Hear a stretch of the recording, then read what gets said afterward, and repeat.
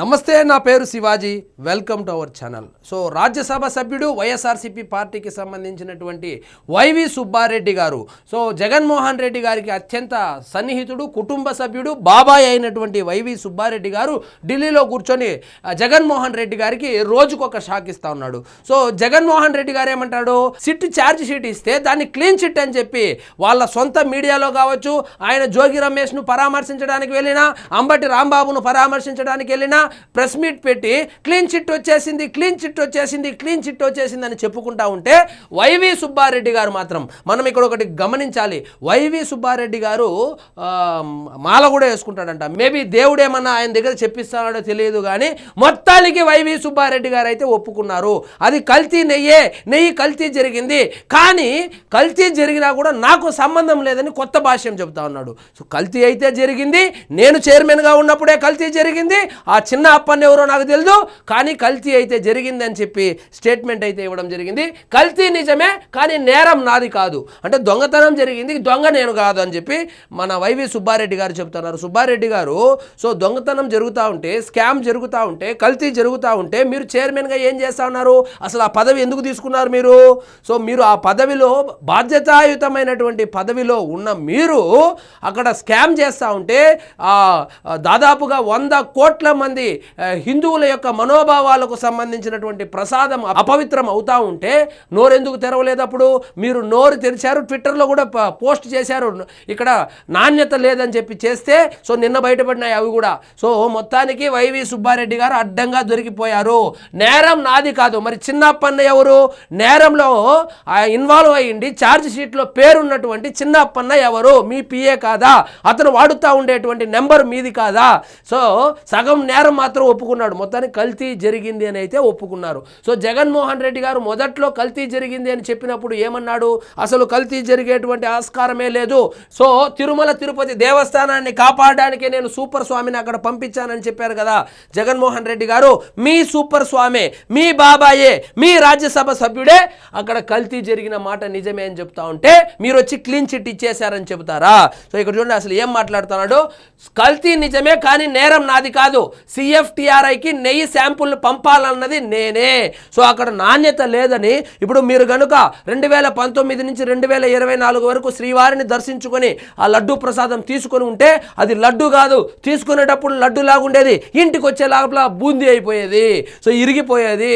ఎందుకు ఆ విధంగా విరిగిపోయేది అంటే అది నెయ్యే కాదు కాబట్టి, కెమికల్స్తో తయారు చేశారు కాబట్టి, నెయ్యి కుండవలసినటువంటి లక్షణాలు దానికి లేదు కాబట్టి లడ్డు ఇంటికి వచ్చే లోపల బూందీ అయిపోయేది. సో ఇక్కడ చూడండి, నెయ్యి కల్తీ జరిగింది. పామ్ ఆయిల్, పామ్ కెర్న్ ఆయిల్, కొన్ని ఇతర పదార్థాలతో నెయ్యి కల్తీ చేశారని సిట్ నివేదికలో తెలిపింది. కల్తీ నెయ్యి సరఫరాలో చాలా మంది వ్యక్తులు, కొందరు అధికారుల ప్రమేయం ఉందని, బయట వ్యక్తుల థర్డ్ పర్సన్స్ పాత్ర ఉందని చెప్పింది. వారి పేర్లు ఛార్జ్ షీట్లో ప్రస్తావించింది. ఢిల్లీ విలేకరులతో ఒక ఇంగ్లీష్ ఛానల్తో మాట్లాడుతూ తిరుమల తిరుపతి దేవస్థానం మాజీ చైర్మన్ వైవి సుబ్బారెడ్డి చేసిన వ్యాఖ్యలు. సో ఛార్జ్ షీట్లో ప్రస్తావించినటువంటి పేర్లు అని చెప్తున్నారు కదా, ఛార్జ్ షీట్లో మీ పిఏ యొక్క పేరు ప్రస్తావించారు. మీ పిఏ మీకు సంబంధం లేకుండా 4,60,00,000 రూపాయలు ఎవరితోనో మాట్లాడి అకౌంట్లో వేసుకుంటారా? సో మీ ఇన్వాల్వ్మెంట్ లేకుండా 250 కోట్ల రూపాయల కుంభకోణం జరుగుతుందా? మీ ఇన్వాల్వ్మెంట్ లేకుండా, మీకు తెలియకుండానే 100 కోట్ల మంది హిందువుల మనోభావాలకు సంబంధించినటువంటి ఆ పవిత్రత అపవిత్రమవుతుందా? సో ఏం మాట్లాడుతూ ఉన్నారు సుబ్బారెడ్డి గారు? సగం తప్పు ఒప్పుకున్నారు, మిగిలిన సగం తప్పు కూడా ఒప్పేసుకుంటే అట్లీస్ట్ దేవుడు శిక్షనైనా తగ్గిస్తాడు. చూడండి ఏం చెప్పారు సుబ్బారెడ్డి. అసలు ఏం చెప్పారంటే ఇంగ్లీష్ ఛానల్లో, కల్తీ నెయ్యి సరఫరా వాస్తవమేనట, దానిలో చాలా మంది వ్యక్తులు, కొందరు అధికారుల ప్రమేయం ఉందట. కల్తీ నెయ్యి సరఫరా జరిగినప్పుడు తిరుమల తిరుపతి దేవస్థానం పాలక మండలి చైర్మన్గా ఉన్న ఆయన ప్రమేయం మాత్రం లేదట. కల్తీ జరిగింది, నా ప్రమేయం లేదని చెప్తున్నాడు. అదే మాట ఫోన్ చేసి మీ అబ్బాయి అయినటువంటి జగన్మోహన్ రెడ్డి గారికి చెప్పండి. ఆయనకి ఎలాగో శ్రీవారి మీద భక్తి లేదు కాబట్టి నోటికి వచ్చింది, క్లీన్ చిట్ వచ్చేసింది, స్వచ్ఛమైన ఆవు నెయ్యితోనే మేము అధికారంలో ఉన్నప్పుడు తిరుమలలో ప్రసాదం తయారు చేశామని చెప్పి అసత్య ప్రచారాలు చేస్తూ ఉన్నారు.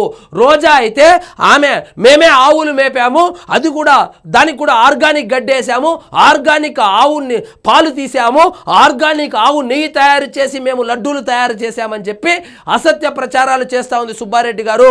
ముఖ్యంగా రోజాకు జగన్కి ఫోన్ చేసి అయ్యా కల్తీ జరిగిందని మీ నోటితోనే చెప్పండి, వాళ్ళు అసత్య ప్రచారాలు చేస్తూ ఉన్నారు.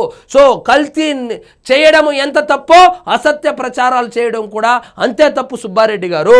కల్తీ నెయ్యి వ్యవహారంలో తాను కడిగిన ముత్యం అన్నట్లుగా సుబ్బారెడ్డి వ్యాఖ్యలు చేస్తున్నారు. తిరుమల తిరుపతి దేవస్థానానికి సరఫరా చేసిన నెయ్యిని రసాయనాలు పామాయిల్ వంటి వాటితో కల్తీ చేసినట్టు సిట్ చెప్పిందే తప్ప జంతు కొవ్వులు చేప నూనె వంటివి కలిసినట్లు ఎక్కడా లేదని సుబ్బారెడ్డి అడ్డగోలుగా బుకాయిస్తున్నారు. జంతు కొవ్వు బయటపడుతుంది, చేప ఆయిల్ బయటపడుతుంది, అదేవిధంగా పంది కొవ్వు కూడా బయటపడుతుంది. సో ఏదైతే కొరియా నుంచి దిగుమతి చేసుకున్నారో రసాయనాలు, ఆ రసాయనాలు దేంతో తయారు చేస్తారో కనుక విచారణ చేస్తే అసలు విషయం బయటపడుతుంది. సుబ్బారెడ్డి గారు తొందరపడద్దండి. ఇప్పటి వరకు ఏం చెప్పారు? నెయ్యి కల్తీనే జరగలేదన్నారు. ఇప్పుడు కల్తీ వరకు జరిగిందని ఒప్పుకుంటున్నారు. రేపొద్దున మీ నోటితోనే నాకు సంబంధం లేకుండా జంతు కొవ్వు కూడా కలిసిందని చెప్పే రోజులు దగ్గరలోనే ఉన్నాయి సుబ్బారెడ్డి గారు. సో మొత్తానికి సుబ్బారెడ్డి గారు అయితే ఒప్పేసుకున్నారు. నాణ్యత పెంచాలంటే నిబంధనలు నీరు గార్చాలా. ఈయన ఏం చెప్తాడంటే నిబంధనలు మార్చడం వల్లనే అక్కడ కుంభకోణం జరిగింది, కల్తీ జరిగిందని చెబితే, సో నాణ్యతను పెంచడానికి నిబంధనలు సడలిస్తే బోలే బాబా ఎట్లా నెయ్యి సప్లై చేస్తుంది? బోలే బాబాకి ఏమైనా 250 కోట్ల రూపాయల టర్న్ ఓవర్ ఉందా నెలకి? బోలే బాబా ఏమైనా ఆవు పాలు సేకరిస్తూ ఉందా? లేదు కదా. సో ఇక్కడ జరిగింది ఏమంటే అసలు కుంభకోణం మొదలైందే నిబంధనల మార్పుతోనే. ఒక నిబంధనలను, ఈ నిబంధనలు ఏవైతే ఉన్నాయో అవి చిన్నప్పన్న మార్చింది కాదు, సాక్షాత్తు సుబ్బారెడ్డి గారు ఆయన ఆధ్వర్యంలో అప్పటి పాలక మండలి సడలించినటువంటి నిబంధనలు. ఆ నిబంధనలే కనుక సడలించకపోయి ఉంటే బోలే బాబా పిక్చర్లోకి వచ్చేది కాదు, నెయ్యి కల్తీనే జరిగేది కాదు. కేవలము కేజీకి 25 రూపాయల కమిషన్ల కోసము నిబంధనలను సడలించి సో హిందువుల మనోభావాలతో ఆటలాడుకున్నారు. శ్రీవారి ఆ పవిత్రమైనటువంటి ప్రతిష్ట ఏదైతే ఉందో, ఆ లడ్డు 300 సంవత్సరాలుగా ఉన్నటువంటి ఆ ప్రతిష్టతను, ఆ పవిత్రతను దిగజార్చేలాగా హిందువుల మనోభావాలతో ఆటలాడుకున్నారు. సో ఇకనైనా మించిపోయింది ఏమీ లేదు. సగం తప్పు ఒప్పుకొనేశారు కల్తీ జరిగిందని, మిగిలిన సగం తప్పు కూడా ఒప్పుకొని క్షమాపణలు కోరితే అటు కనీసం ప్రాయశ్చిత్తం అన్న వస్తుంది సుబ్బారెడ్డి గారు. ఇంకేంది, వయసు కూడా మీకు దాదాపుగా 55-60 సంవత్సరాలు ఉంటుంది కాబట్టి కనీసం ఇప్పుడైనా నోరు తెరిచి ఇది దేవుడికి సంబంధించినటువంటి వ్యవహారము, ఇది రాజకీయాలు కాదు, రాజకీయాలు వేరు, మనోభావాలు వేరు సార్. ఇది మనోభావాలు గాయపడింది, కనీసము ఇప్పుడన్నా వచ్చి క్షమాపణ చెప్పండి, మీ అబ్బాయి దగ్గర కూడా క్షమాపణలు చెప్పించండి, ప్రాయశ్చిత్తం పొందండి. సో ఇదండి ఈరోజు మన టాపిక్. మీకు ఈ వీడియో నచ్చినట్లయితే లైక్ చేయండి, షేర్ చేయండి, ఛానల్ మాత్రం సబ్స్క్రైబ్ చేసుకోవడం మర్చిపోవద్దు.